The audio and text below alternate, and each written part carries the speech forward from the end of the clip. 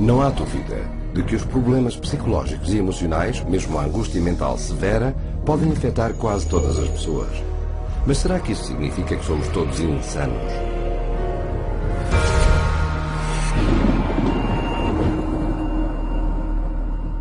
O que é que causa a angústia psicológica? Os primeiros psiquiatras pensaram que era um desequilíbrio de humores, que só podia ser curado sangrando os pacientes com cortes ou sanguessugas.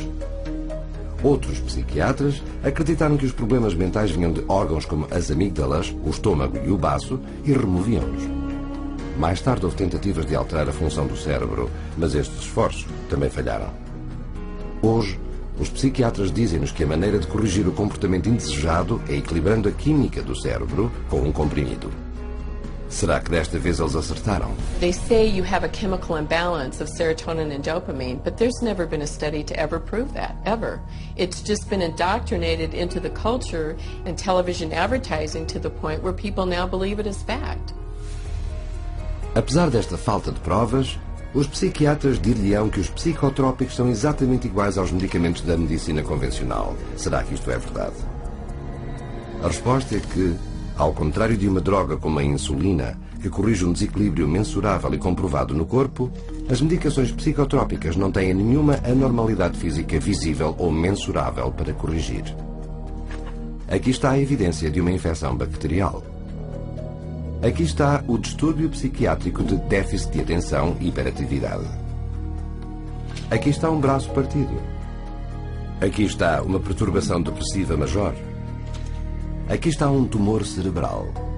E isto é um distúrbio bipolar. Isto levanta a questão: como é que se pode medicar algo que não está fisicamente presente? A resposta é que não se pode. E mais, como os psicotrópicos são especificamente criados para passar através das defesas naturais do corpo e entrar no cérebro, estes podem perturbar o equilíbrio muito delicado dos processos químicos de que o cérebro precisa para funcionar naturalmente. Every time you throw something into the system that's foreign to the system, you're creating imbalances elsewhere within the system. The body changes as a result of taking the medication, so when you stop taking the medication, the body's got to change back to the way it was before, if it can, because it can't always. And in doing so, it disrupts the whole system. É isto que cria efeitos secundários que às vezes são sérios. Paxil was the drug that gave me insomnia. I would cry very easily on it, and I completely lost my appetite within the first 2 days of taking it. It didn't help me study, it didn't help me do anything. I didn't even want to do work because I was so sick. Psych meds didn't help me at all. They made matters, I'd say probably like 10 times worse for me, maybe even 20. Only now I was further impaired by the medications, and I started having car accidents. They put me on Zoloft, and it made me want to kill myself. And I realized that those drugs were just destroying me. Even when I was on them, I realized that they were destroying me. Apesar dos efeitos prejudiciais das suas drogas, os psiquiatras e as empresas farmacêuticas usaram-nas para criar um mercado enorme e lucrativo que vale milhares de milhões. Eles fizeram isso designando cada vez mais problemas da vida como perturbações médicas que requerem tratamento psiquiátrico. Por exemplo, a timidez torna-se perturbação de ansiedade social.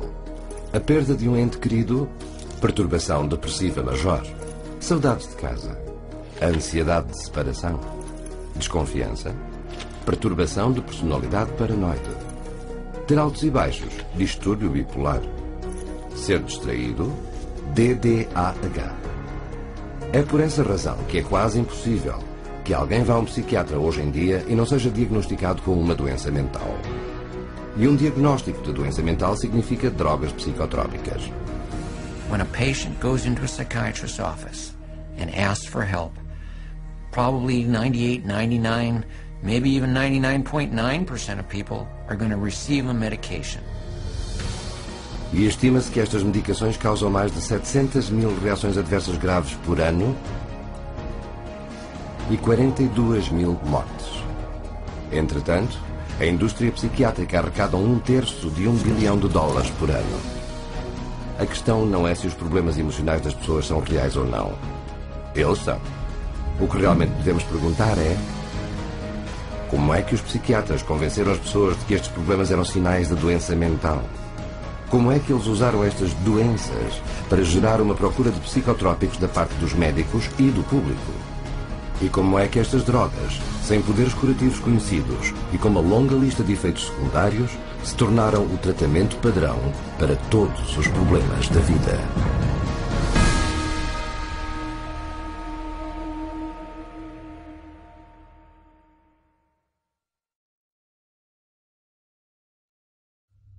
Os psiquiatras afirmam que fizeram muitos progressos no campo da saúde mental durante o último século e meio. Para provar isto, eles afirmam ter uma história de grandes avanços na área de drogas psicotrópicas. Mas será que este desfile de substâncias químicas cerebrais é os avanços científicos que eles nos querem fazer acreditar?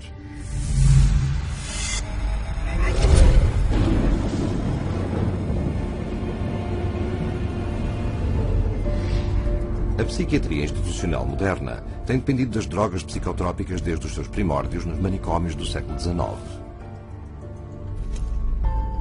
Durante esse período, os psiquiatras funcionaram quase exclusivamente como serventes que prometiam curar os doentes mentais graves. Mas como não conseguiam, eles não eram vistos pela medicina geral como médicos reais. Other physicians considered psychiatrists as almost a doctor. Okay, because they weren't doing medical stuff. So to increase their status, they needed to become much more scientific. They need to prove that this is a legitimate scientific field. This is a legitimate medical profession. So they start medicalizing everything. Para controlar as explosões comportamentais entre os pacientes, os psiquiatras usaram drogas psicotrópicas como a morfina e o ópio.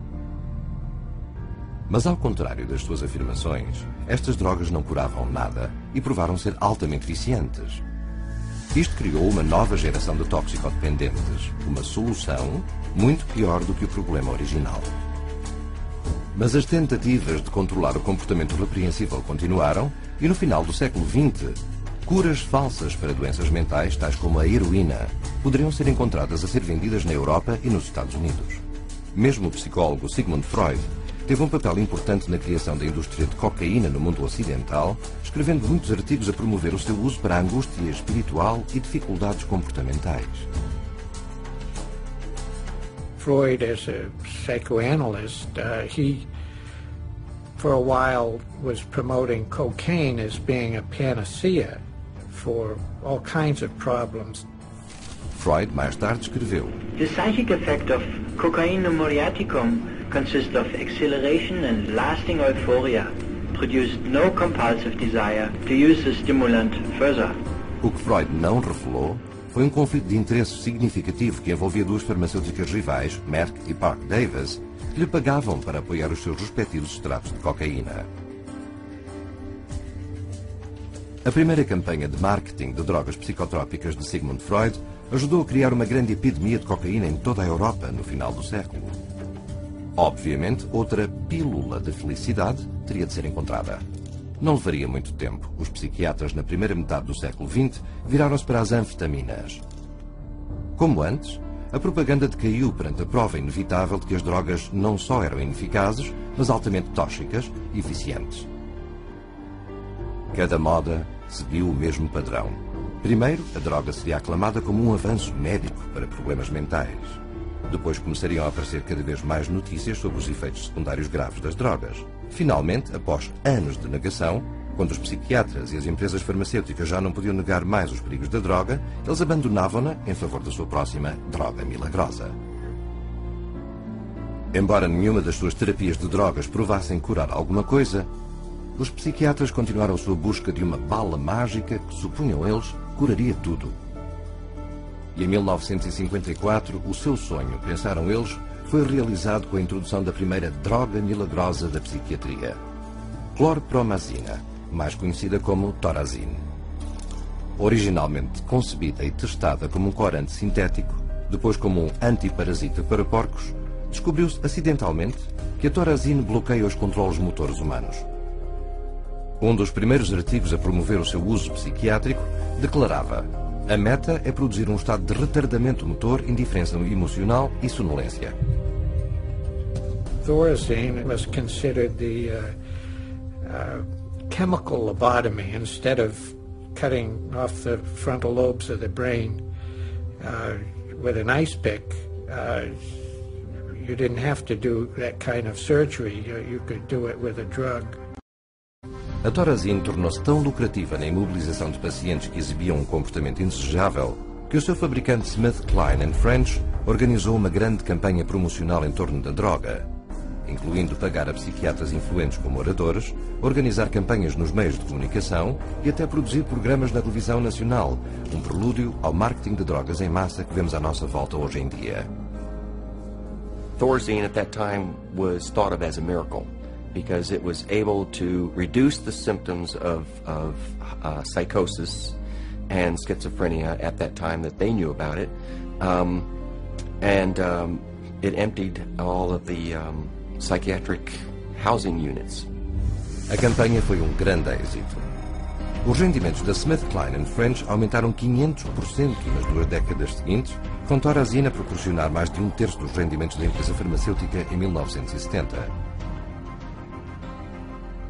Por fim, cerca de 250 milhões de pessoas em todo o mundo tinham tomado Thorazine e drogas da sua classe, 23% mais do que toda a população dos Estados Unidos.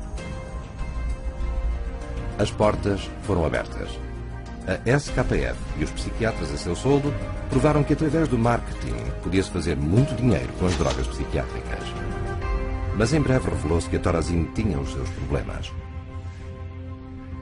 Thorazine chronically led to really serious problems such as tardive dyskinesia, which is a movement disorder that's very, very bothersome, and supposedly it's irreversible. The tongue darting, the muscle jerking, the eyes rolling back in the head. Most people were sometimes permanently damaged by it. So they were going to have to live their life with this neurological problem that was actually created by the pharmaceutical industry with their medication. Como a Thorazine travava o funcionamento mental, o seu uso teve de ser limitado em instituições. Mas com muito dinheiro em jogo, começou uma corrida para descobrir uma nova droga psiquiátrica que poderia ser tirada das instituições e levada para um mercado muito mais vasto e lucrativo. O público em geral.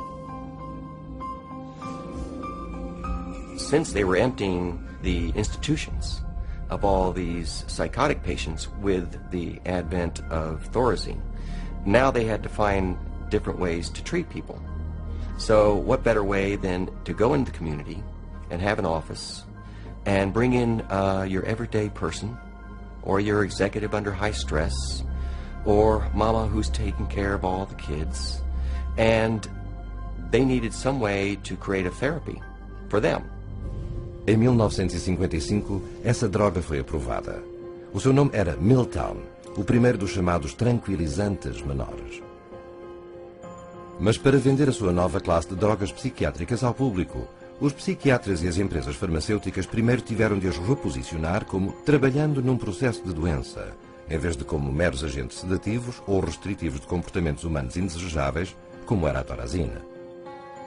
Para fazer isto, eles iniciaram marketing intensivo junto dos seus colegas, colocando anúncios em publicações profissionais como o American Journal of Psychiatry. Psiquiatras proeminentes foram então contratados para espalhar a palavra ao resto do campo da medicina. Poucos sabiam que Nathan Kline, um dos mais influentes psiquiatras do seu tempo, era pago pela indústria farmacêutica, quando ele proclamou que tranquilizantes como o Miltown eram tão importantes como a introdução da energia atômica, se não mais. Amostras gratuitas eram enviadas a psiquiatras e médicos para levarem os pacientes a tomar a droga. Um ano mais tarde, o marketing chegou ao público.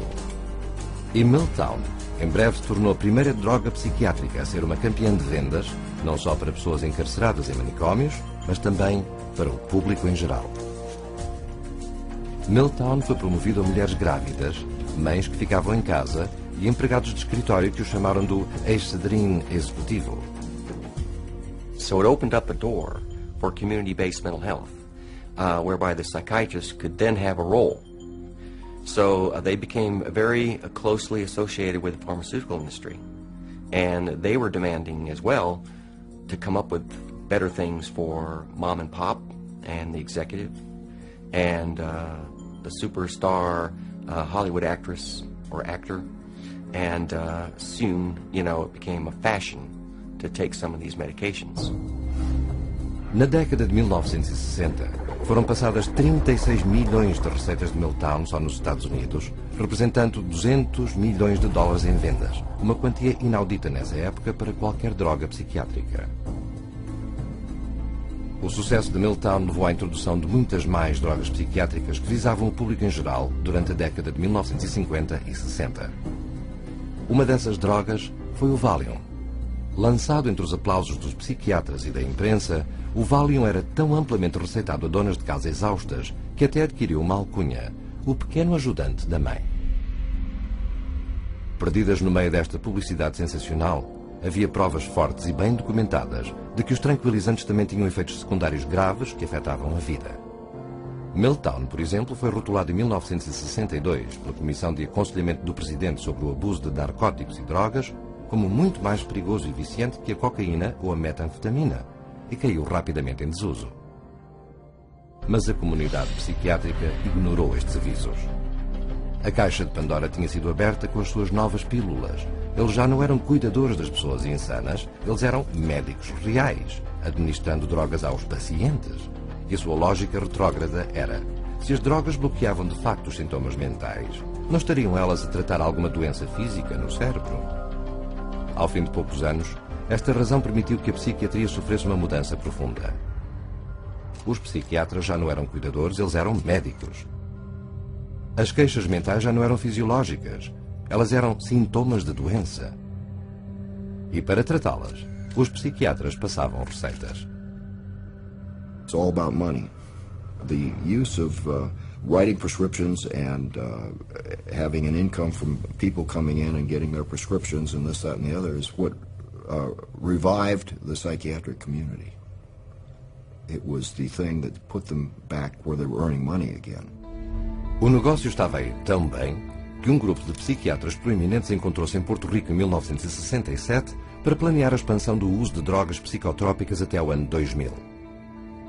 De acordo com o psiquiatra organizador Dr. Wayne O. Evans, psychomedication is now an accepted way of life, and the search for the just right pill has become the goal for many people. No início da década de 1980, o Valium tornou-se a droga mais receitada no mundo ocidental. Só em 1978 foram vendidas quase 2,3 mil milhões de pastilhas, o suficiente para medicar metade da população da Terra.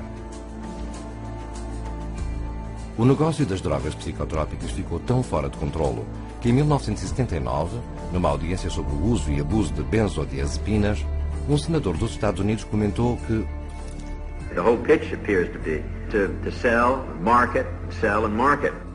Mas ainda estavam para vir maiores coisas. The next drug that became a rage was Prozac.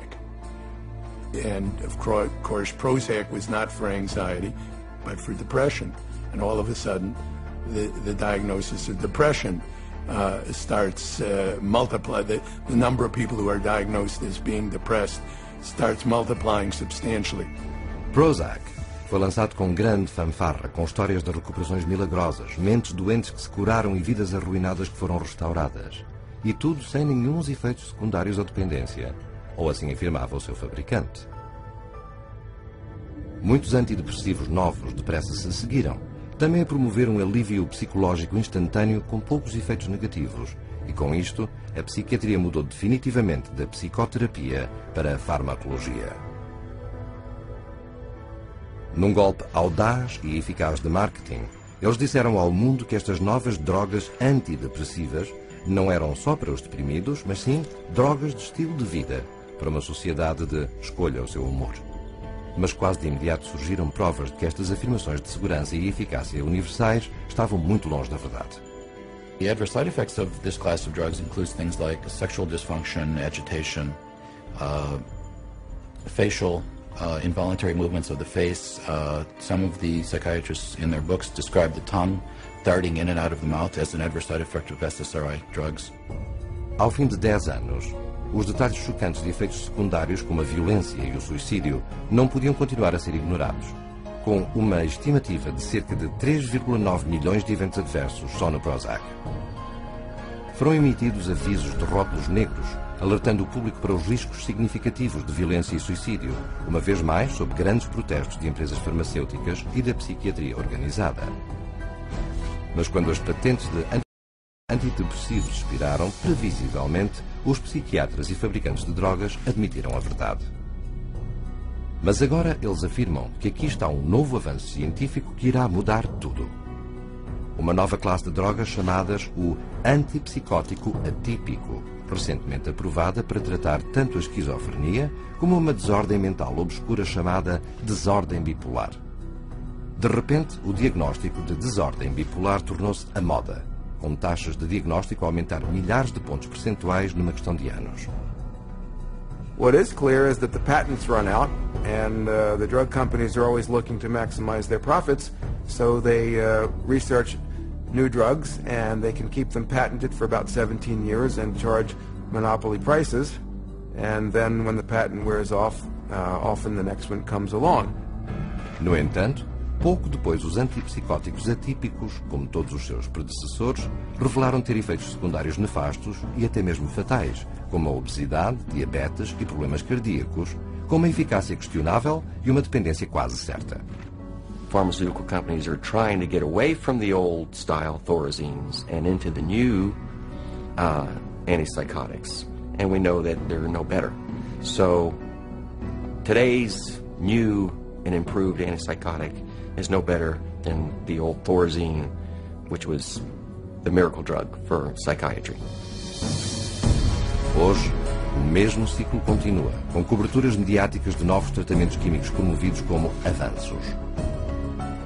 Mesmo alucinogénios como o LSD e ecstasy estão agora a ser testados para futura prescrição psiquiátrica.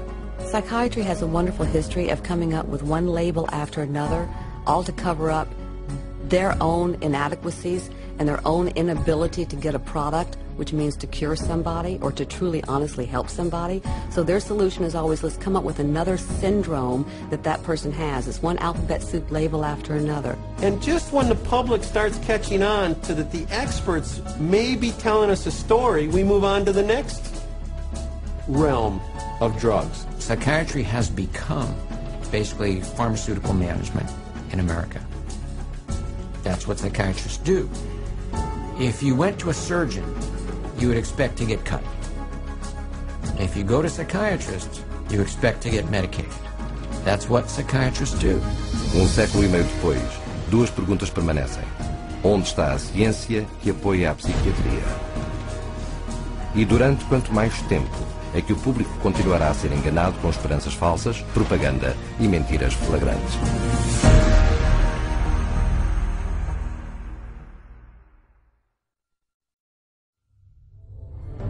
Há muito que os psiquiatras desejavam ser vistos em pé de igualdade com os profissionais da medicina. Mas enquanto os médicos convencionais têm testes diagnósticos para provar ou refutar doenças, os psiquiatras não têm. There is no objective testing in psychiatry. There is no blood test, there is no urine test, there is no biopsy. There's nothing that objectively proves that there's anything physiologically or biochemically wrong that's creating your symptoms. With cancer, you can do a screening and it's there or not. You can look at the cells and you can tell if it's there. Different diseases, you can look at it and you can see it under a microscope, or you can see it in an MRI, or you can see it in a CAT scan. With mental health, you can't see it. You can't be diagnosed in a medical procedure. It's all subjective. Assim, a questão será: sem ter quaisquer testes laboratoriais científicos que mostrem a presença ou ausência de problemas mentais, como é que o sistema diagnóstico da psiquiatria funciona e como se tornou tão prevalecente?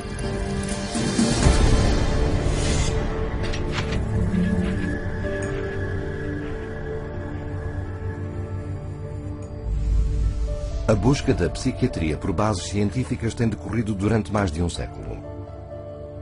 No final do século XIX, o psiquiatra alemão Emil Kraepelin foi o primeiro a tentar classificar problemas mentais como estados de doença médica.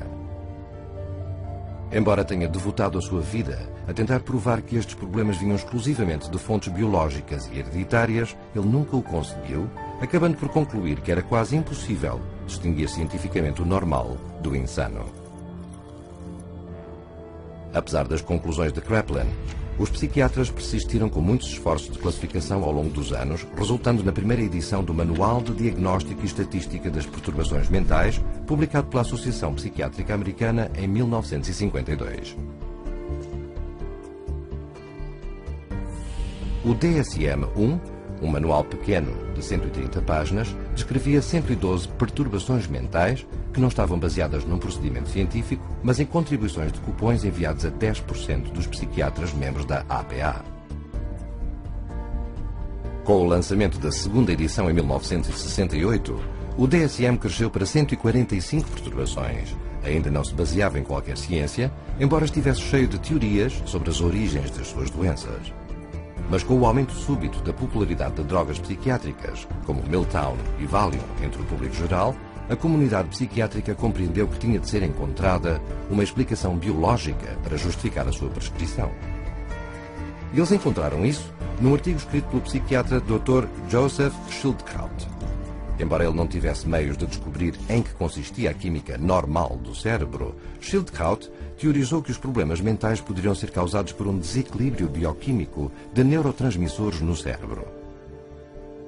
It's a great line, the chemical imbalance. There's no evidence for it. There is no way you can measure or document that such a thing occurs in the first place. There are no lab tests to see what your neurotransmitter levels are or how much you need and how off your balance is. Chemical imbalance sounds good, sounds scientific, but whereas, as we know, there isn't any way to measure what the balance is. There is no identifiable chemical imbalance in the human brain other than the chemical imbalance that comes from putting a medication in that brain. And so we've been sold that there's a chemical imbalance, but there's no science to back that up. Embora Schildkraut nunca fosse capaz de provar a sua teoria de desequilíbrio químico, já era demasiado tarde. A comunidade psiquiátrica já tinha adotado a teoria como uma explicação médica plausível para as perturbações mentais listadas no DSM. Mas sem um teste que confirmasse um desequilíbrio químico, os psiquiatras ainda eram atormentados por uma inconsistência severa de diagnóstico.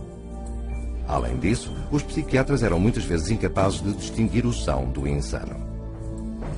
Este ponto tornou-se claro em 1972, na famosa experiência da Rosenham, em que um total de 8 voluntários perfeitamente saudáveis apresentou-se numa instituição mental, afirmando ouvir vozes nas suas cabeças que apenas diziam as palavras vazio, oco ou tum. Nenhum dos outros sintomas psiquiátricos foram declarados. O resultado, cada um dos voluntários, incluindo o Dr. David Rosenhan, foi imediatamente internado na instituição. The moment we were admitted to the hospital, we abandoned our symptom, and we behaved the way we usually behave. The question was, would anyone detect that we were sane? The answer was, no. No one ever did. Todos, exceto um, foram diagnosticados como esquizofrénicos. Eles só receberam alta depois de admitirem que eram de facto mentalmente doentes e em remissão. Depois de tomar conhecimento da experiência, a comunidade psiquiátrica ficou furiosa. Um hospital desafiou Rosenhan a enviar-lhe mais voluntários, prometendo apanhar cada um dos pacientes falsos. 3 meses mais tarde, eles anunciaram orgulhosamente que de 193 pacientes que se apresentaram, eles tinham recusado mais de 41 que fingiam uma doença mental e considerado outros 42 suspeitos. O problema era que o Dr. Rosenhan não lhes tinha enviado uma única pessoa. 70 anos mais tarde, a conclusão de Emil Kraepelin de que a psiquiatria não conseguia distinguir a sanidade da insanidade tinha-se mais uma vez provado correta. No seu estudo, Rosenhan concluiu: qualquer processo diagnóstico que tenda demasiado facilmente para tantos erros deste tipo não pode ser muito fiável. Não foi apenas o embaraço da experiência da Rosenhan que levou a liderança da psiquiatria a tomar uma nova abordagem ao diagnóstico. Com a rápida expansão do negócio das drogas psicotrópicas, a psiquiatria sofreu uma mudança radical na maneira como promovia a doença mental. A terceira edição do DSM, dirigida pelo psiquiatra Dr. Robert Spitzer, tomou uma abordagem decididamente biológica baseada no cérebro. Ao contrário dos seus predecessores, o DSM-3, proposto, assumiu que os problemas mentais derivavam de anormalidades físicas do cérebro. E em vez de descrever possíveis causas psicológicas para perturbação mental, o DSM-3 iria simplesmente oferecer aos clínicos listas de sintomas. Contudo, estas descrições eram suficientemente gerais para se aplicarem a qualquer pessoa em qualquer altura da vida. Sem qualquer ciência para as apoiar, estas novas perturbações propostas e as suas listas de verificação foram sujeitas a negociação intensa, compromissos, alterações e debates acesos. O psiquiatra David Schaffer, que participou na conferência do DSM-3, observou: People would shout out their opinions from all sides of the room, and whoever shouted loudest tended to be heard. My own impression is, coming straight from England, was it was more like a tobacco auction than a sort of conference. Many committees are established to determine what should and shouldn't go into the DSM, the current revision. And a lot of the committee activity is based upon, could be personal bias, political pressure, the trend that may be in vogue then, and other things that are non-medical. Well, in the DSM, I mean, they vote in diseases. I mean, they get together, the panel of psychiatrists look and decide, is this a disease or is this not a disease? How many of you agree this should be a disease? They have a show of hands. They set 20 people in the room, 12 vote for it, 8 vote against it. Bingo. They have a disease. Tell me that that's science. Um psicólogo disse que durante as discussões dos critérios propostos para a personalidade masoquista, a esposa de Spitzer protestou sobre um sintoma da perturbação, a que Spitzer respondeu: está bem, tira-o. Científica ou não, assim que uma perturbação é votada para ser incluída no DSM, é muito difícil de tirar. No entanto, em ocasiões raras, isto também já ocorreu. Homossexualidade, uma doença mental segundo o DSM-1 e 2. Depois de ativistas homossexuais se manifestarem na sua convenção de 1973, a Associação Psiquiátrica Americana cedeu à pressão política e decidiu, por envio de cupão aos seus membros psiquiatras, removê-la da edição seguinte do DSM. What happened? It wasn't like, there's some objective evidence that at one point it was a disease and we cured the disease and asked lifestyle choice. No, it was cultural. We became more liberal in this country and decided, okay, it's fine. Whereas, 50, 100 years ago, it wasn't fine, there's a problem. That's not medicine. That's something else. E os psiquiatras que escreveram o DSM-3 sabiam.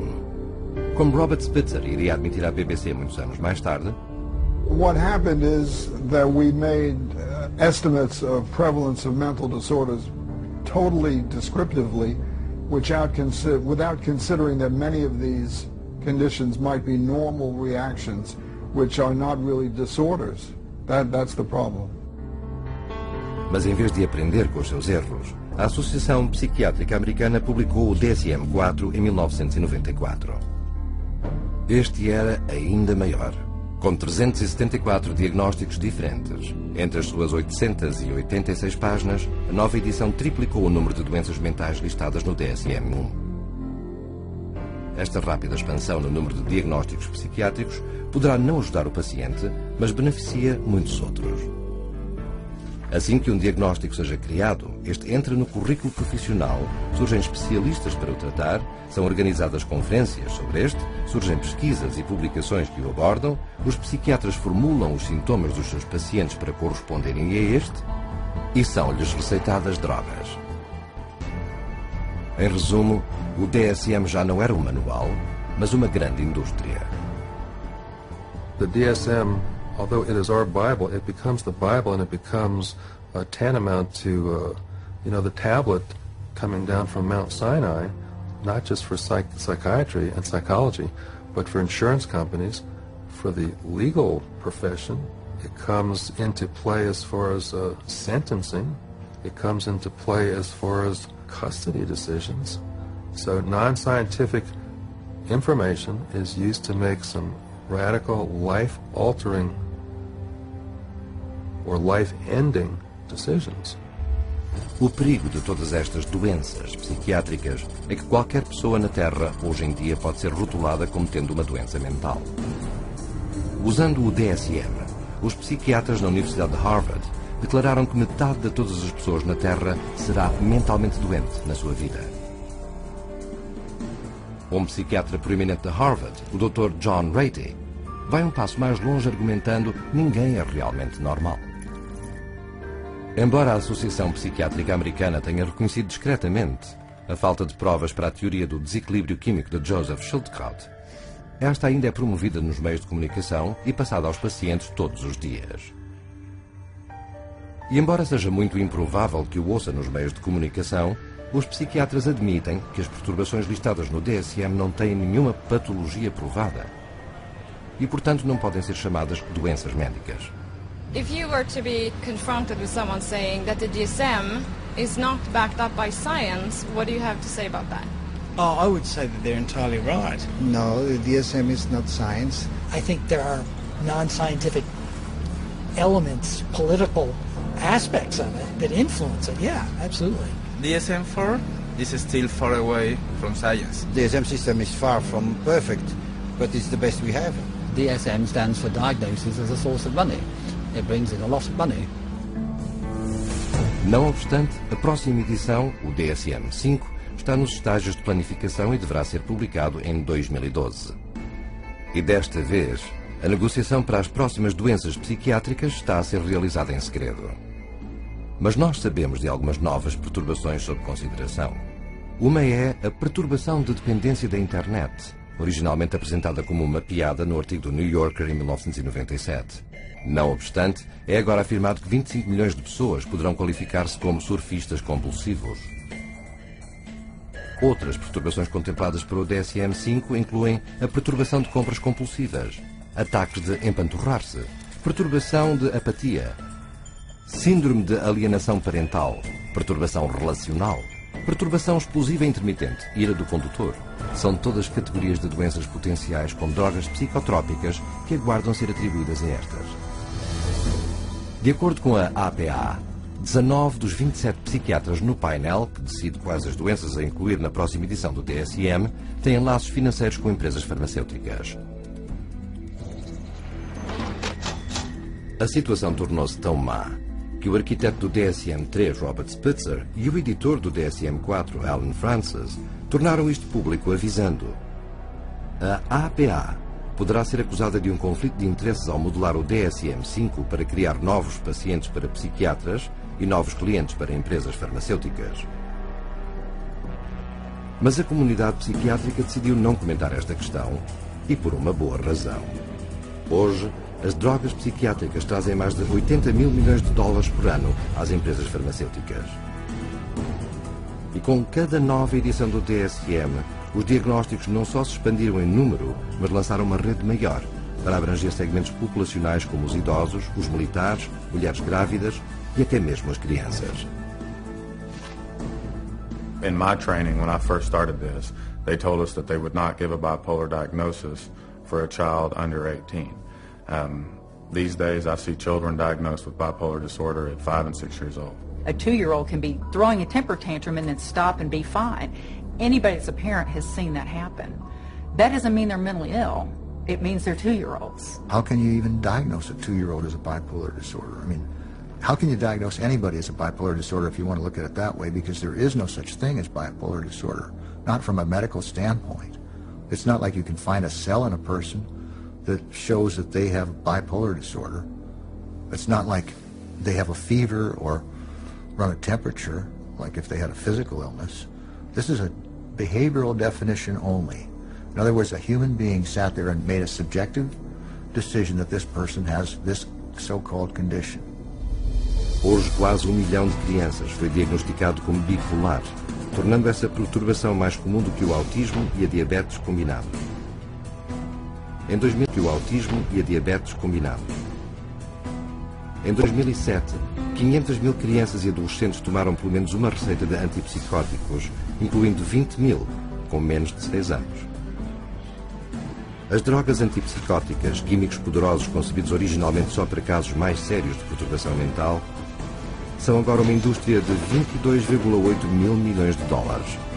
If you spent days reading the newest DSM, you would be able to diagnose every human being that you ever saw. And with the diagnosis comes a treatment. DSM most definitely helps in the prescribing of drugs. It legitimizes the process of pulling out the prescription pad. Because here is this disease entity. The disease entity is addressed with this medication. And the DSM is in the service of making things reductionist into very simple, simplistic ways of looking at things. That makes it easier for the pharmaceutical company to create a medication for. The only thing that we've left out of that equation is the person. E a pessoa comum ignora completamente que os diagnósticos psiquiátricos não são médicos, mas apenas comportamentos votados. O que nos leva a outra questão. Como é que os psiquiatras tomam estas perturbações inventadas e levam as pessoas a acreditar que as têm?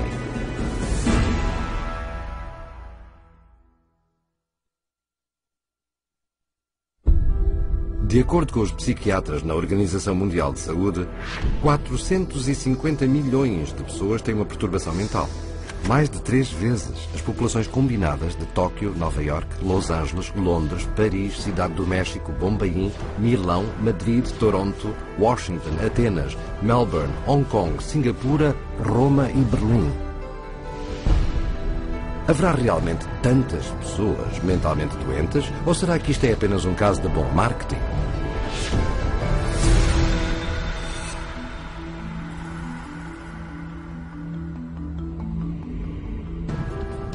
No princípio de 1999, os Estados Unidos foram confrontados com notícias de uma nova epidemia assustadora. Você cora, sua, treme, até tem dificuldade em respirar, diziam os cartazes, com um slogan: imagine ser alérgico a pessoas. A doença era perturbação de ansiedade social e afirmou-se que afeta 13,3% da população. E para mais informação, os leitores eram instruídos a contactar um grupo chamado a Coligação para a Perturbação de Ansiedade Social. Aquilo que nunca foi dito ao público é que tanto a coligação como a campanha foram criadas por uma agência de relações públicas e financiadas por uma empresa farmacêutica. Mais tarde, nesse mesmo ano, enquanto a campanha levava milhões de pessoas a tomar consciência desta doença previamente desconhecida, o antidepressivo Paxil tornou-se a primeira droga aprovada pela FDA para tratamento da perturbação de ansiedade social. Psiquiatras como Jack Gorman, da Universidade de Colômbia, e Murray Stein, da Universidade da Califórnia em San Diego, foram contratados como testas de ferro psiquiátricos para a campanha do Paxil. E no espaço de 3 anos, o Paxil passou do 3º para o 1º lugar na sua classe de drogas. O diretor de produto do Paxil, mais tarde, gabar-se-ia: o sonho de todos os comerciantes é descobrir um mercado não identificado ou desconhecido e desenvolvê-lo. Foi isso que fomos capazes de fazer com a perturbação da ansiedade social. A concorrência ao Paxil reparou nisso. Nesse mesmo ano, a Pfizer obteve uma aprovação da FDA para vender o seu antidepressivo Zoloft para o tratamento da perturbação de stress pós-traumático. Eles também contrataram uma empresa de relações públicas para criar o seu próprio grupo psiquiátrico de testas de ferro para passar a palavra sobre a perturbação. Esta campanha afirmaria que uma pessoa em 13 desenvolveria esta perturbação no decurso de uma vida, e isto incluía qualquer pessoa que testemunhasse um ato violento, desastre natural ou evento angustiante. E tal como aconteceu com o Paxil, as vendas de Zoloft subiram em flecha. For the psychiatric drugs, the goal is to have as many people on them as possible. So the way to do that is to convince normal people that they have some defect or mental disease or condition that requires treatment. So I mean that's the way they do it. They hire these big marketing companies that come up with these campaigns. We're going to tell you about your disease so that you can lead a happier, healthier life. Oh, and by the way, we have a drug too that helps to treat this disease.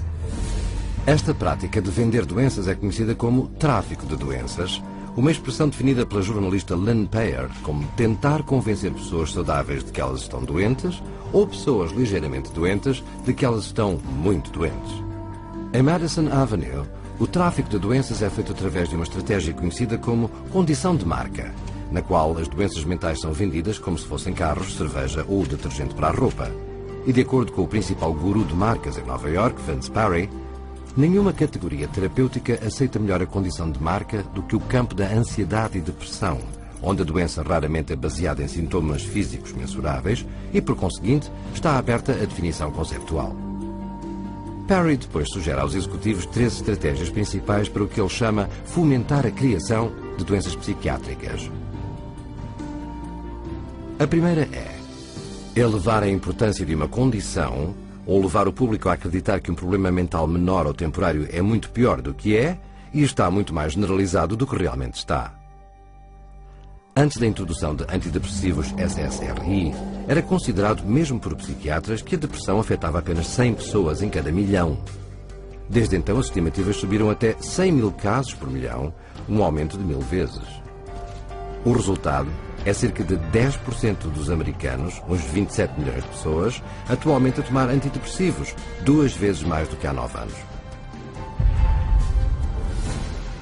Very good marketing that all, expressions of human emotion, deep sadness and fear and anger and whatever else they happen to be, are now classified as, a major problem, a psychiatric problem, a psychological problem that needs to be dealt with drugs. Outra doença psiquiátrica, o distúrbio bipolar, também foi considerada rara, afetando apenas 1/10 de 1%, quando foi inicialmente introduzida no DSM-3. Hoje existem afirmações de que tanto como 10% da população, 100 vezes o número original, tem a condição. O distúrbio bipolar pediátrico nem sequer estava listado na DSM quando o psiquiatra de Harvard, Dr. Joseph Biederman, começou a publicar estudos afirmando que as mudanças bruscas de humor nas crianças não eram comportamentos normais, mas na realidade doenças mentais. A campanha de vender doenças feita por Biederman funcionou. Só na última década, a taxa de crianças rotuladas como bipolar aumentou 4.000%. Mas aquilo que os pais não sabiam era que 25 empresas farmacêuticas tinham financiado o trabalho do Dr. Biederman. A extensão da sua influência não foi revelada até que, em 2008, uma investigação do Senado denunciou o Dr. Biederman por não declarar mais de 1,6 milhões de dólares em rendimentos farmacêuticos. Mas estas revelações não tiveram efeito na psiquiatria. A bipolar pediátrica continua a ser amplamente aceita na comunidade psiquiátrica. These labels are being applied to younger and younger children, which I think is really, a sad case. I'm sure I agree with any of those labels to begin with, but let alone for them to be applied universally to young kids.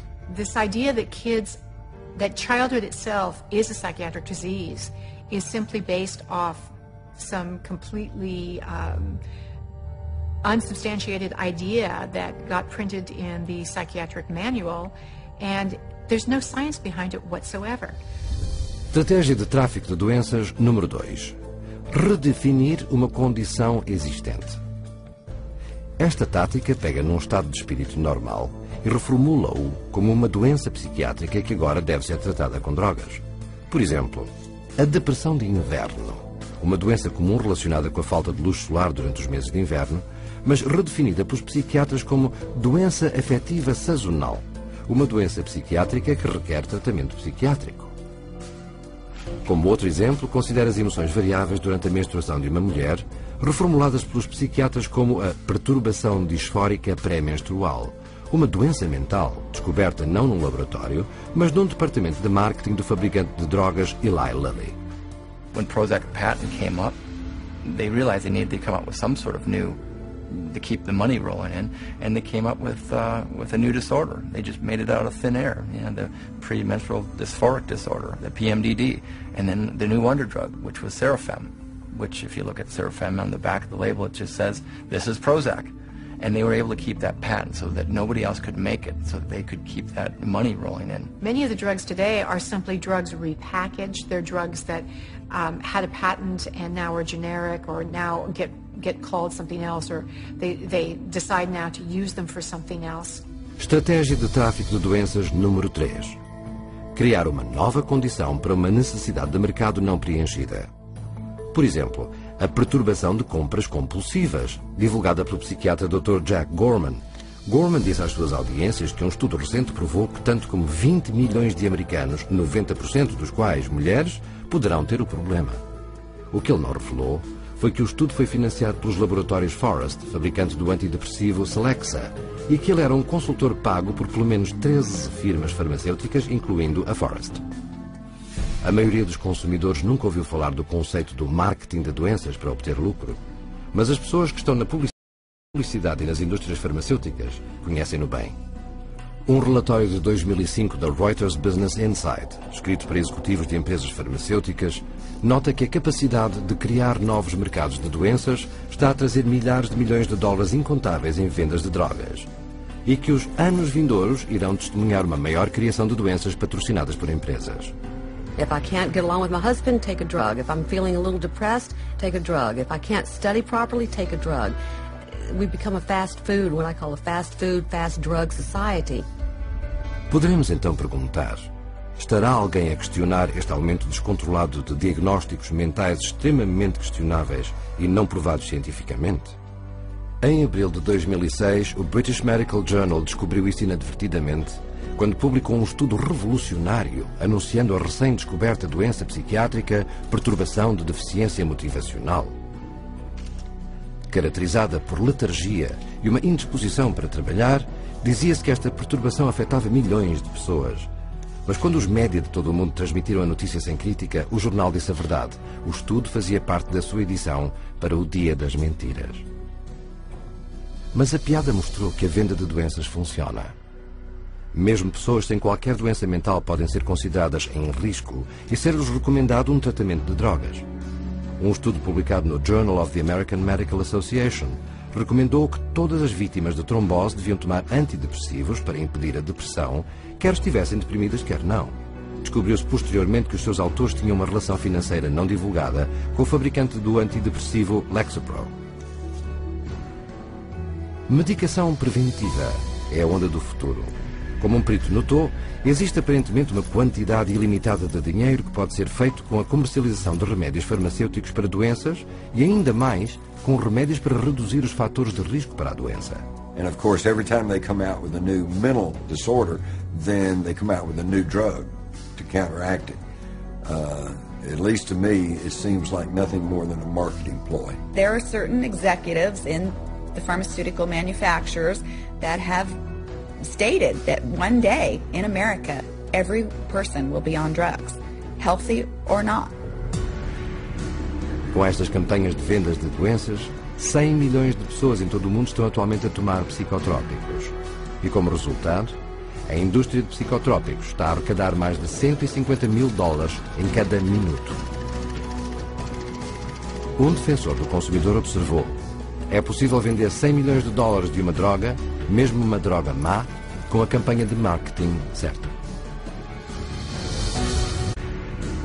Com estas campanhas de vendas de doenças, 100 milhões de pessoas em todo o mundo estão atualmente a tomar psicotrópicos.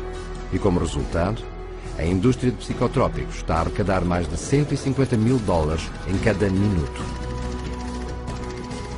Um defensor do consumidor observou: é possível vender 100 milhões de dólares de uma droga, mesmo uma droga má, com a campanha de marketing certa.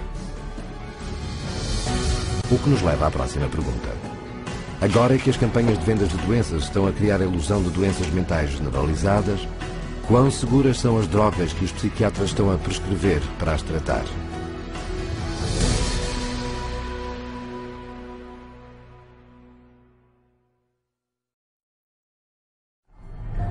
Na psiquiatria moderna, as drogas psicotrópicas tornaram-se as armas de eleição. Mas será que elas são tão seguras quanto fomos levados a crer?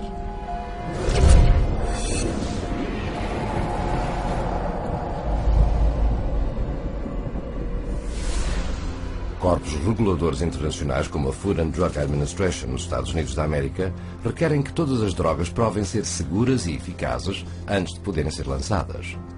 Para conseguir isto, as empresas farmacêuticas têm de realizar ensaios clínicos completos e rigorosos que provem a segurança e eficácia das suas drogas antes da sua comercialização. Pelo menos é isso que devia acontecer. Só que, sob o verniz das relações públicas, as alegações dos psiquiatras e empresas farmacêuticas sobre a segurança das drogas psicotrópicas estão longe da verdade, e há muitas razões para isso. Para começar, os testes de segurança das drogas são feitos predominantemente por empresas farmacêuticas, não por órgãos governamentais ou laboratórios independentes, o que gera um conflito de interesses óbvio. They pay for it, they bring in the researchers, they have every opportunity to skew the research, to manipulate it, to produce exactly what they want it to produce. O primeiro passo para apresentar um pedido de aprovação de uma droga psicotrópica é encontrar uma perturbação no Manual de Diagnóstico e Estatística da Psiquiatria e anexá-lo à droga. Depois começam os ensaios clínicos, primeiro em animais, depois em humanos. Se a droga chegar a ser testada em humanos, os ensaios clínicos depois têm 4 fases. Na fase 1, esta é testada no número muito pequeno de voluntários que são usualmente jovens saudáveis, para determinar se a droga não é demasiado tóxica e quais são os seus efeitos secundários.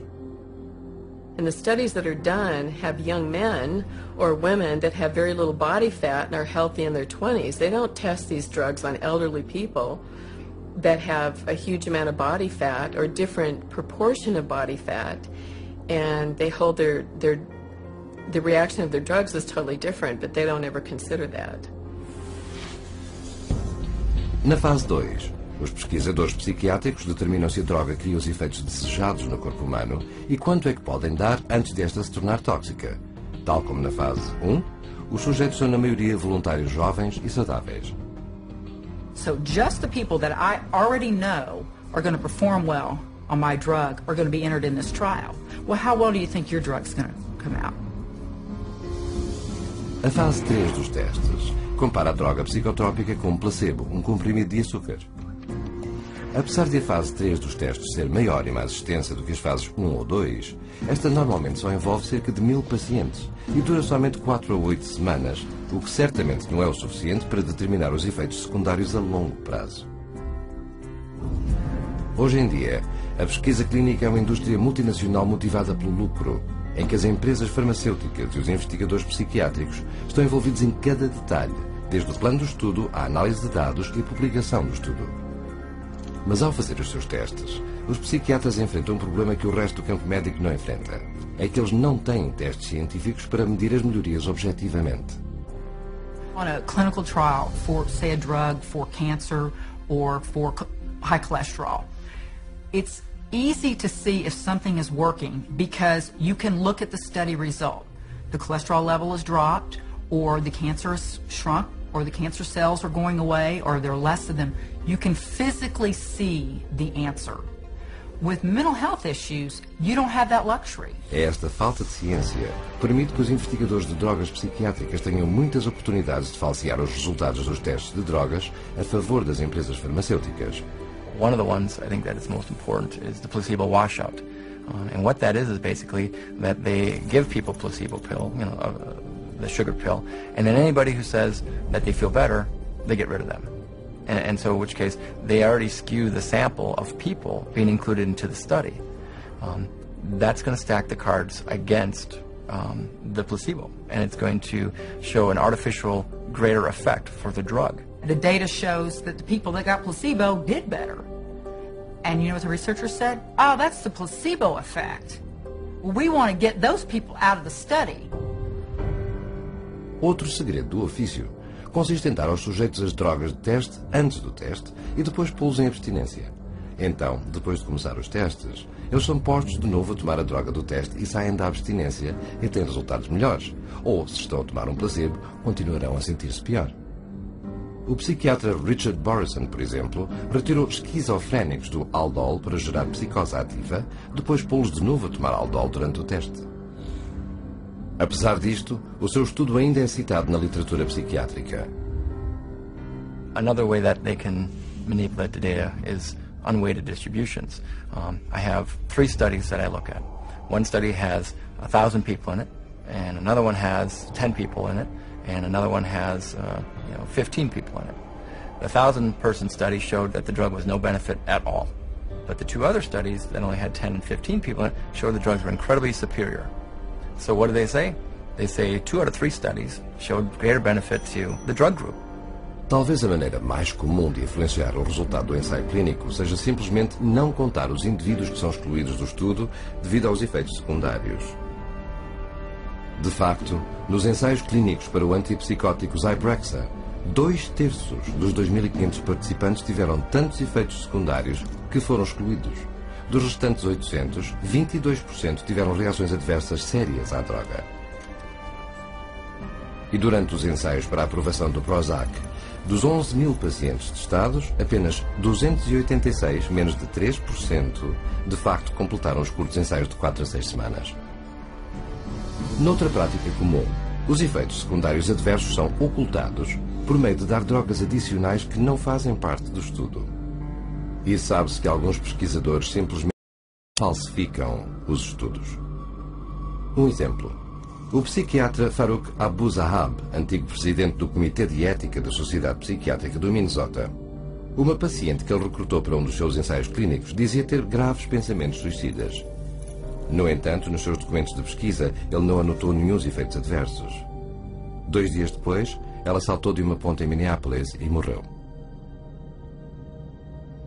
Uma maneira final de falsear os dados do ensaio é escondendo as reações indesejadas por meio de usar termos menos assustadores. Este truque foi usado no notório estudo 329 do Paxil, em que efeitos secundários como eventos agressivos, pensamentos homicidas e atos homicidas foram categorizados sob a palavra hostilidade, enquanto os pensamentos e ações suicidas foram categorizados sob o termo nebuloso de risco emocional.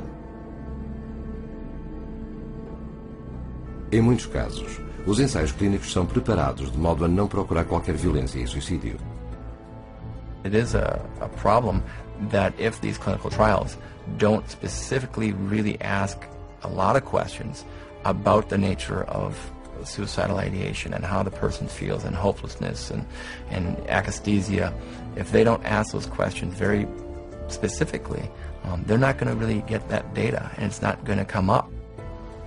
Conceber testes tendenciosos para evitar conclusões negativas, interpretar os dados brutos a favor da sua droga e influenciar todo o estudo para acentuar o positivo são apenas algumas das muitas maneiras de alterar um teste. Foi esta verdadeira tempestade de desonestidade intelectual que levou um perito em drogas a concluir que é possível provar que a maior parte das conclusões de pesquisa alegadas são falsas. Mas são as empresas farmacêuticas que possuem os estudos e quando elas pensam que compilaram provas suficientes para convencer os reguladores de que a sua droga é segura e eficaz, eles submetem os seus ensaios clínicos da fase 3 para aprovação. A FDA apenas exige que sejam submetidos 2 ensaios clínicos, assim as empresas farmacêuticas podem realizar tantos estudos quantos forem necessários para encontrar os 2 que têm mais probabilidade de obter a aprovação da FDA. You only need 2 positive trials against placebo, and it doesn't matter if you did 1,000 as long as you get 2. And it's amazing, sometimes they actually don't. They might pool data from another couple of clinical trials in order to get that approved. They don't need to report all their data. They don't need to report all the trials that they do. They only need to report the ones that they want. They can handpick whichever one they want and then submit just those couple to the FDA. Como diretor da FDA da Divisão de Produtos Neurofarmacológicos, o psiquiatra Paul Leber queixou-se. O patrocinador poderia fazer estudos até as galinhas terem dentes, até que 2 deles fossem estatisticamente significativos apenas por mero acaso, apresentá-los e dizer que tinha preenchido os critérios. The New England Journal published a study about a year ago showing that many clinical trials that had been conducted and registered with the Food and Drug Administration were never published because they came out showing no significant advantage over placebo. So antidepressants are not as effective as they are being made out to be, and the side effects are not as emphasized as much as they should be. Este ponto foi inculcado em 2008 pelo psicólogo Irving Kirsch e os seus colegas, que obtiveram da Food and Drug Administration todos os ensaios clínicos submetidos, publicados e não publicados, de 4 antidepressivos de nova geração.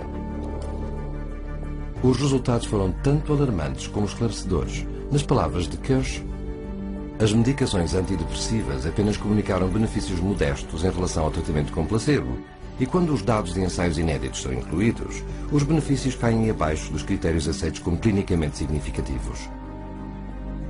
Além disto, desde então foram descobertos volumes inteiros de efeitos associados a estes antidepressivos, incluindo homicídio, suicídio e assassínio em massa. People really don't realize that from the beginning there's been a question of how marginally efficacious these drugs really are apart from placebo. And yet we have horrific side effects. Combine the two, and where's your risk to benefit ratio? It's down the toilet. Mas os psiquiatras desprezaram o estudo de Kirsch, porque as drogas psicotrópicas são um grande negócio e os ensaios clínicos são uma grande parte desse negócio. Vejam, por exemplo, Martin Keller, antigo presidente do Departamento de Psiquiatria da Universidade de Brown, autor principal do chamado estudo Paxil 329. Este ensaio clínico, que testou o antidepressivo Paxil em centenas de crianças, mostrou que a droga foi geralmente bem tolerada e eficaz, o que em termos científicos é um grande elogio. E a lista de coautores do estudo, 22 dos mais proeminentes líderes de opinião-chave da psiquiatria. I mean, that was a lot of people, but they were the who's who of psychiatry, and this was going to be a publication that I think, took them, into the end zone on getting their approval for kids. Com a bênção da FDA, o Paxil tornou-se um grande êxito no mercado de crianças e adolescentes, com vendas de 55 milhões de dólares em 2002. Foi só quando o gabinete do Procurador-Geral do Estado de Nova Iorque moveu uma ação judicial em 2004 é que a verdade finalmente surgiu.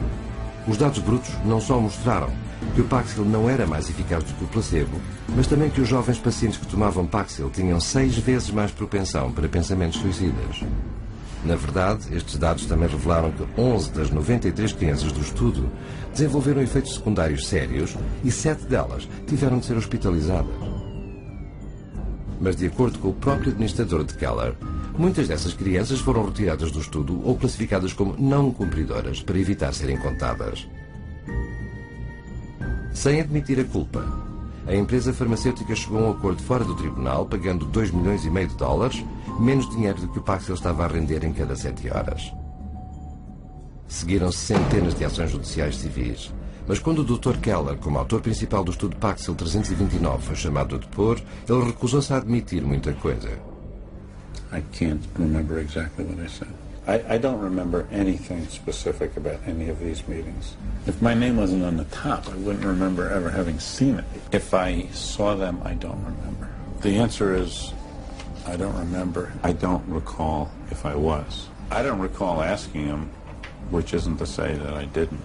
I want to pick up on the question Mr. Coffin asked you about the 5-fold increase of the Paxil kids experiencing suicidality over the placebo kids. Do you recall those questions? I do. And you said that you weren't particularly aware of that, except for with regard to a manuscript that was sent to you in confidence by GSK. Correct. That actually is not correct, though. I mean, this was an issue that had been presented to you by a number of different reporters that you personally responded to. Is that correct? I don't remember. Como é que o Dr. Keller podia saber tão pouco sobre o estudo da droga de que ele foi o autor principal e que ele próprio usou para promover o Paxil para crianças em revistas médicas proeminentes e conferências? The ultimate publication of Study 329 was ghostwritten by an agency hired by GlaxoSmithKline, and eventually they, after the manuscript was written, they put Martin Keller's name on it as an author. There again, and maybe you can tell me where I can find it in the paper. No, I'm asking you if you were aware. I don't remember the specifics. And then we finally showed him a document from GlaxoSmithKline where GlaxoSmithKline says that the study was entirely flawed. It was a complete failed study, and it certainly didn't show that Paxil was remarkably efficacious for treating children and adolescents in depression. Can you read that into the record, please? Essentially, the study did not really show Paxil was effective in treating adolescent depression, which is not something we want to publicize. We asked him, with that information now, how can you tell us that it would be okay and safe to give a kid Paxil? And he couldn't answer the question. He sat back, he put his head in his hands, and for, the longest 2 minutes sat there silent.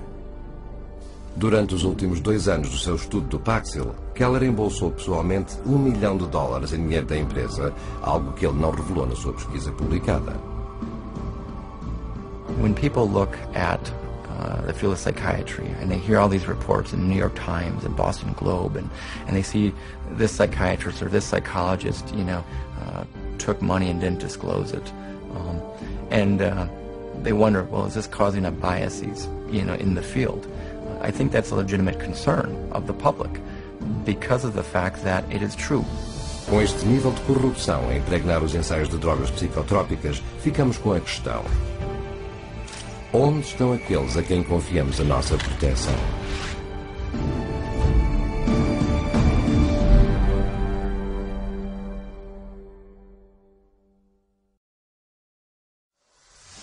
Os reguladores do governo devem velar pelo bem-estar do paciente. Então por que é que há tantos psicotrópicos perigosos a serem permitidos no mercado?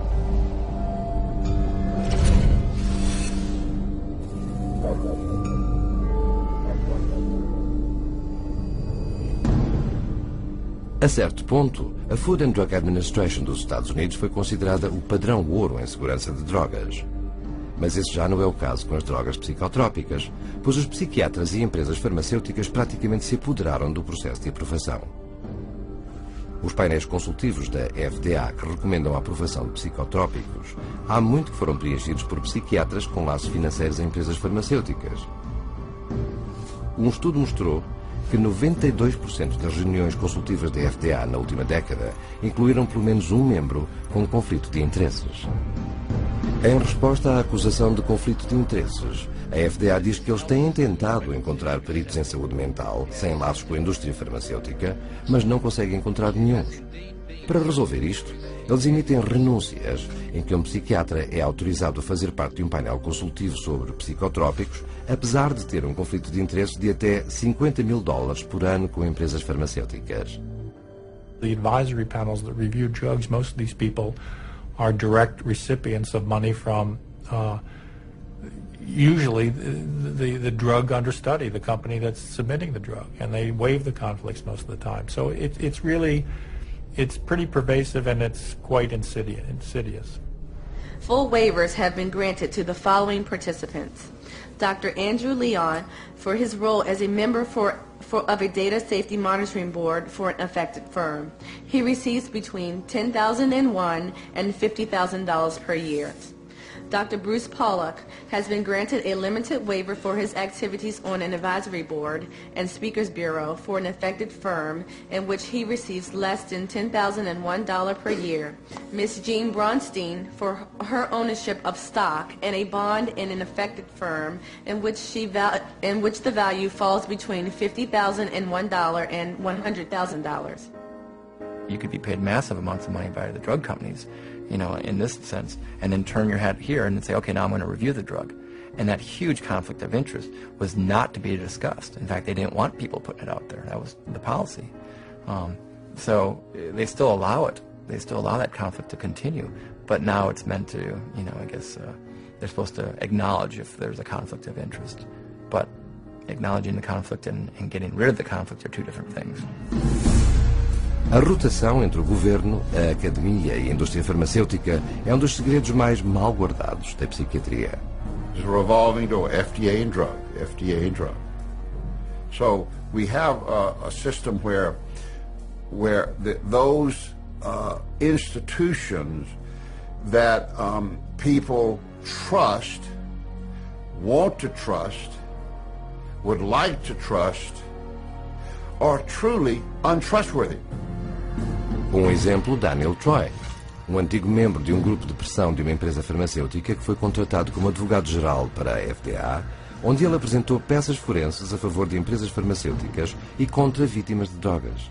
He was the drug lobbyist lawyer, and then he became the general counsel of the FDA. I mean, they talk about having the wolf watch the chickens. Depois de deixar a FDA, Daniel Troy regressou à indústria farmacêutica, onde agora é o vice-presidente superior e advogado-geral para o gigante farmacêutico GlaxoSmithKline. É nesta atmosfera que os psiquiatras na FDA concedem aos fabricantes de drogas a aprovação para vender psicotrópicos. Mas os ensaios clínicos não devem acabar aqui. Ainda falta uma etapa final do teste. A fase 4. A fase 4 requer que as empresas farmacêuticas registrem os efeitos secundários adversos que irão indubitavelmente ocorrer no público em geral, muito para além das pequenas amostras da fase 3. O mero número de efeitos secundários que surgirão nesta fase levou um grupo de defesa a avisar que a maior parte dos problemas de segurança das drogas não aparecerá até que a droga tenha estado no mercado durante pelo menos 7 anos. The meds are not tested long-term before they get approval from the FDA. The studies tend to be a matter of weeks or a few months, but nothing looking at over the years. And the data that's coming in now from Europe and also in the United States is that the side effects are deadly. Em vez de cumprirem uma função de segurança como vigilância pós-marketing, os ensaios clínicos da fase 4 estão agora a ser redefinidos como pesquisa pós-marketing e reformulados como um meio de testar psicotrópicos para perturbações mentais adicionais. Considere o Zoloft, aprovado pela FDA em 1991 para tratar a depressão acentuada. Desde então, este também foi aprovado para tratar o distúrbio obsessivo-compulsivo, perturbação de stress pós-traumático, transtorno disfórico pré-menstrual, distúrbio de pânico e distúrbio de ansiedade social. Em 2005, o último ano antes de ter perdido a sua patente, o Zoloft rendeu 3,3 mil milhões de dólares. E tal como acontece com outros psicotrópicos, muito desse dinheiro é lucro puro. O fabrico de uma centena de comprimidos de Xanax, por exemplo, custa apenas 2,5 cêntimos, mas o preço de retalho é, em média, 136,79 dólares, um lucro de mais de 500.000%. É por esta razão que as empresas farmacêuticas desfrutam de margens de lucro de cerca de 16%, o triplo da norma da maioria dos negócios. Em 2006, os diretores-gerais das 10 principais empresas farmacêuticas receberam uma média de 18 milhões de dólares por ano, quase 400 vezes o rendimento da família média americana. Os investidores também adoram as empresas farmacêuticas que produzem psicotrópicos, uma vez que os psiquiatras nunca as receitam para curar problemas mentais, mas para os gerir, frequentemente durante uma vida inteira. E os clientes vitalícios têm um grande impacto nos resultados financeiros. Como o analista da Bolsa comentou, o primeiro desastre é se matarem as pessoas, o segundo desastre é se as curarem. As ações das empresas farmacêuticas têm sido um dos vencedores mais constantes da Wall Street e são amplamente consideradas um dos investimentos mais lucrativos que se poderiam fazer. Em 2002, o total de lucros das 10 maiores empresas farmacêuticas na revista Fortune 500 excedeu os lucros combinados de outros 490 negócios. E uma baixa nos valores das ações farmacêuticas constituiria perdas importantes para investidores em todo o mundo, e os investimentos têm de ser protegidos. Com tanto dinheiro em jogo, é de admirar que nunca se diga aos acionistas a verdade sobre as drogas em que eles estão a investir. Eles não sabem que a aprovação da FDA não garante a segurança da droga e que os ensaios clínicos que justificam essa aprovação são frequentemente baseados em falsidades e logros. Mas uma vez que a droga esteja aprovada, o próximo desafio é: como é que se convence os médicos que passam as receitas de que estas drogas são realmente seguras, eficazes e têm poucos efeitos secundários, quando os ensaios da própria empresa farmacêutica provam que este não é o caso?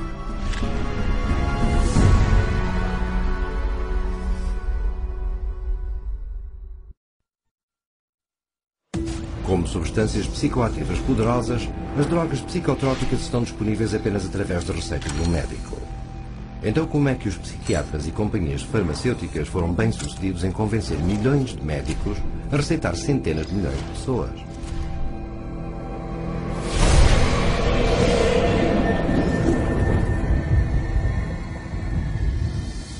As companhias farmacêuticas estão ansiosas por pôr os seus produtos no mercado assim que possível. Isto é, afinal, um negócio e cada dia pode valer milhões. Para assegurar o público e os médicos gerais que os seus psicotrópicos pouco testados são seguros, as companhias não se poupam a gastos para pôr os psiquiatras por detrás deles e os psiquiatras ficam felizes por receber o dinheiro. It's really quite an interesting marriage that the drug companies have with the medical profession, and psychiatry primarily is a strong arm of that. Esta relação nasce na escola médica. You go to medical school and you learn that drugs are the answer. And then you go into residency and you're told about this whole armamentarium of psychotropic drugs, and if somebody's bipolar, you use this whole group of drugs. If someone's depressed, you use these drugs, and so on. And that is the Bible. And when you're a believer, as psychiatrists are, in the Bible of psychiatry, or in that box called psychiatry, you're not likely to stray unless you begin to think for yourself. E uma vez fora da escola médica, muitos desses psiquiatras crentes são recrutados por companhias farmacêuticas e treinados como oradores. They know then who are the psychiatrists who are most easily influenced, and they can then invest in those doctors, take those doctors to whatever fancy resort to be educated about the latest, newest med, and those people then become the experts. They go and give the talks at the medical dinners, at the fancy restaurants, or at the drug-sponsored symposia at the American Psychiatric Association. They become the teachers in the residency training programs. Uma vez que esses líderes de opinião tenham vendido aos psiquiatras nas suas áreas, eles então passam para médicos de clínica geral para os convencer a receitar drogas psicotrópicas. So you have the psychiatrists coming in now and teaching at an OBGYN convention where they'll give papers there, or they'll do, designed to address GPs and teach the GPs how to look for and diagnose these diseases and these illnesses. And again, the psychiatrist they're the ones who are going to know. Like in the medical profession, most of the doctors will say, well, these guys are the specialists in the field. I'm going to listen to how they want me to do this so that I can do it in my own practice, and they'll follow that lead and that influence, all funded by the drug companies. A formação dos médicos começa em conferências médicas como estas, onde a educação médica contínua mandatória pelo governo ou cursos de CME são ensinados. I'm required once a year to have so many units of postgraduate training, and so I have to go to get my hours by approved training centers that the state recognizes, and those approved training centers are run by the drug companies. Mas longe de serem educacionais, estas conferências são frequentemente produzidas por firmas de educação médica contratadas por companhias farmacêuticas, e os seus seminários são normalmente conduzidos por psiquiatras pagos por companhias de drogas, que podem pagar mais de $2.500 por uma simples conferência. Most of the continual medical education conferences and courses are sponsored by pharmaceutical companies, and so I can guarantee you they're not going to have doctors talking about the risks of using their medications. O propósito destas conferências é claro. Como um dos materiais de educação médica da companhia diz, seja qual for a combinação de audiências que precisam de motivar para exercer o máximo de influência no mercado, podemos ajudar-vos a identificá-las, a alcançá-las e influenciar o seu comportamento. Como estratégia de mercado, a CME funciona. Num estudo, as taxas de receitas de médicos seguindo conferências médicas de educação subiram 87% para uma droga e 272% para outra. Não é de admirar que a indústria farmacêutica agora gaste $1.000 milhões em 371.000 desses eventos em cada ano. And as long as they're making money, they're going to do everything they can to subsidize medical education, medical journals, postgraduate medical education, including the educating of psychiatrists, to use as many drugs as possible. E os psiquiatras pagos para dar estas palestras saem-se muito bem. Como, por exemplo, o Dr. Charles Nemiroff, da Universidade de Emory. Com laços financeiros profundos com quase 2 dúzias de companhias, o Dr. Nemiroff recebeu $2,8 milhões em dinheiro farmacêutico desde 2000 a 2007. Quando foi revelado que ele violou uma lei federal ao não declarar $1,2 milhões deste dinheiro para a sua universidade, ele demitiu-se como presidente do Departamento de Psiquiatria da Emory. Mas o Dr. Nemiroff não parou nos discursos e aparições pessoais. Também foi denunciado por ter laços financeiros a uma empresa de cujo aparelho médico ele fez uma crítica favorável numa revista psiquiátrica que ele mesmo editava. Numa outra ocasião, ele contratou 14 colegas da Universidade de Emory para escrever artigos para um suplemento de um jornal médico celebrando o 5º aniversário da introdução do antidepressivo Effexor. O jornal de Nemiroff é um exemplo de um grande problema. Num caso notável, o New England Journal of Medicine imprimiu um artigo cujos autores tinham tantos laços financeiros a companhias de drogas que, devido a limitações de espaço, o jornal foi forçado a listá-lo no seu website. Imprimidos, estes conflitos financeiros cobriam 3 páginas datilografadas sem espaço entre linhas. mas vai ainda mais longe. Em muitas ocasiões, jornais respeitáveis foram enganados em publicar estudos escritos por escritores fantasmas das companhias farmacêuticas, mas falsamente creditados como psiquiatras proeminentes, que são pagos até $20 mil para pôr os seus nomes nisso. The pharmaceutical industry has set up companies that are educational companies, and they create papers subpoenaed evidence has found these papers where on the top it'll say author ? i.e. they haven't yet decided who to invite to be the author of this scientific paper. A escrita fantasma é muito comum, tanto como 50% dos artigos de pesquisa psiquiátrica publicados são escritos por escritores fantasmas. Às vezes o psiquiatra pago pôs o seu nome no artigo e nem sequer olhou para ele.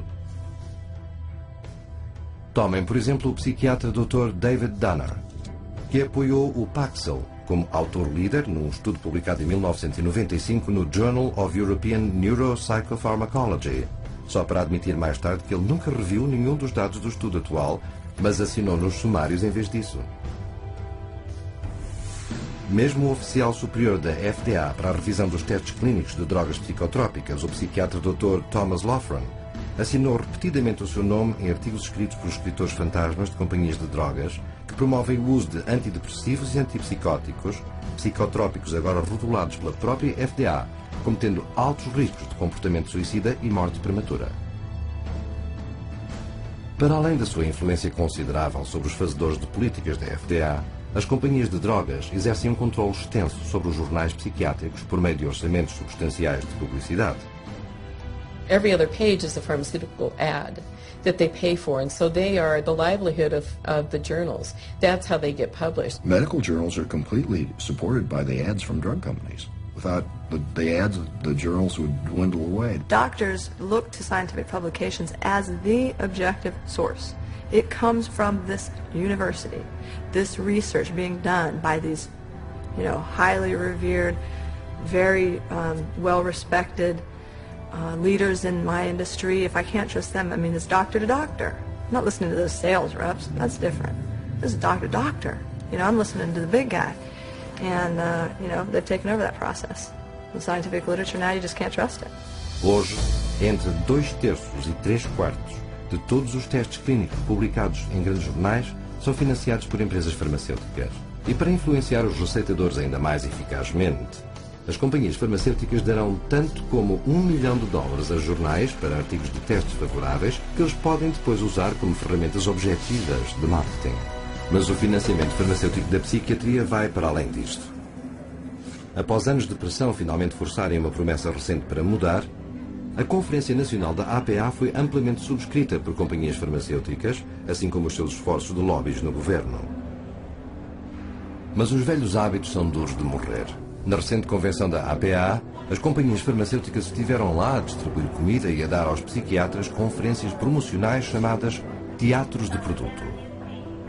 And they get the vast majority of their funding for their associations, for their meetings, for everything from the pharmaceutical industry. So promoting pharmaceuticals is basically the only options that they have. Com os psiquiatras já entusiasticamente a espalhar a doutrina farmacêutica para o resto do campo médico, as companhias farmacêuticas também atacaram médicos prescritores de outro flanco, usando exércitos de delegados de propaganda médica. We always did a full frontal assault. So we always came in, our product's the best. Our product's the best, our product's the best. Are you going to write it? Are you going to write it? You're going to write scripts? This was kind of our mentality. My job and my pay was based solely on my ability to push drugs through my territory. So if I wasn't moving enough prescriptions, if I wasn't moving enough pills through my territory, I was at risk of being fired, and on a lesser level, I wasn't making the bonus money. The bottom line for you was it was a business, you got paid, and you had to get as many prescriptions as you needed. That doctor to write, and you did it however you could. Uma maneira de conseguir pessoas para tomar medicamentos farmacêuticos é através de amostras gratuitas. Estas não são oferecidas por fabricantes de drogas psicotrópicas por caridade. Eles tencionam levar os pacientes a um regime de drogas do qual eles não possam sair.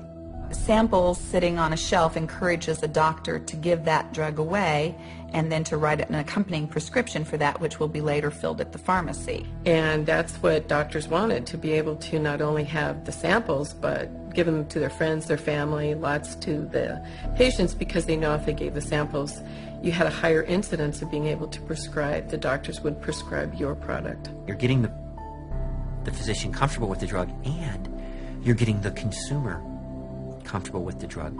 So let's say when the trial's over and the free drug's gone for the trial, what's the doctor going to do? Is he going to write a prescription of another product?